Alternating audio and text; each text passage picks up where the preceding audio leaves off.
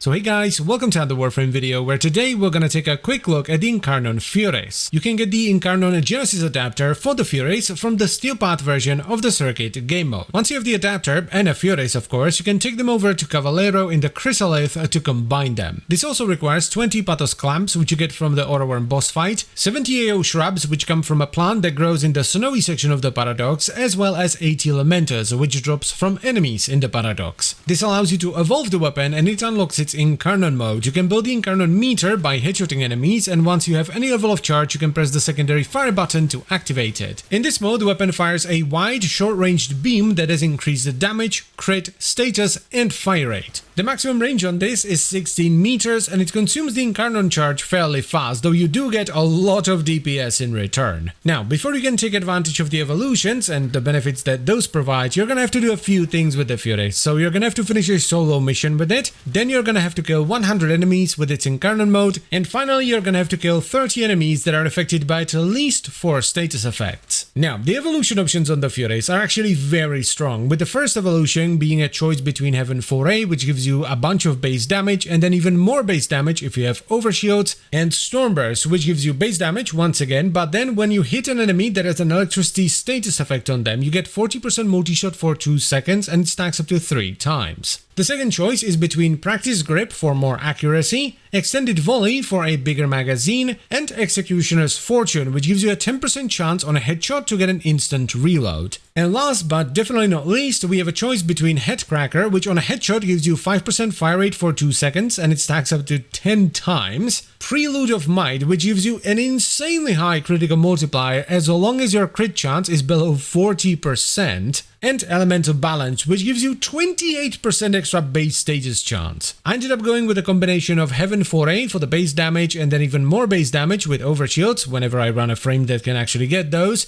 Extended Volley for a bigger magazine because the magazine on the Fury is actually quite small, and I topped it off with Elemental Balance for the insanely high bonus to status. Next on the menu we have the build, and I went for a pretty straightforward hybrid of Viro and Heat. So I ran Secondary Merciless for the stacking damage and reload speed, Galvanized Shot for the status chance and extra damage, Galvanized Diffusion for multi-shot, Lethal Torrent for fire rate and multi-shot, followed by Creeping Bullseye and Prime Target Cracker for crit, and then I have Scorch for heat and status, and I topped it off with Pistol Pestilence and Frostbite for Viro and status. Now, if you're like me, you're not expecting much from the Furies because, well, it's the Furies, but prepare to be amazed because this thing absolutely rips through Steel Path. The DPS on the Incarnon mode is absolutely bloody disgusting, especially if you can headshot stuff with the beam, which is a little bit difficult because the beam is quite big. However, it's not just the Incarnon mode, the regular mode is really strong as well. This is all because of the evolution, specifically the first evolution actually, because while yeah, the big status node or the big crit node at the end are nice,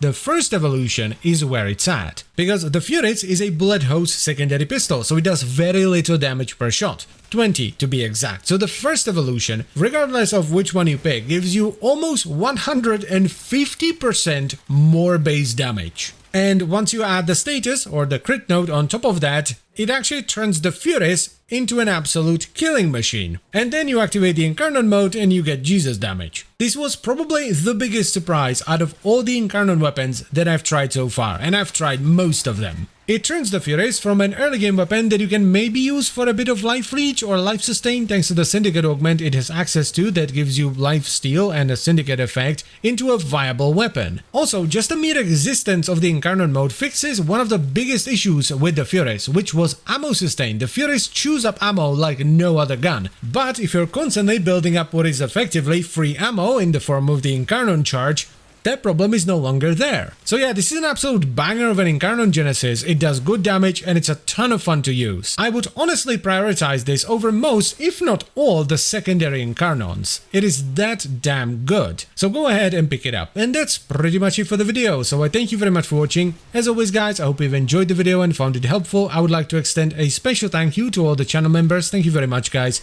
I really appreciate it. And if you would like to become a channel member as well, you can check out the memberships and stuff down below. And I'll see you next time. Bye bye.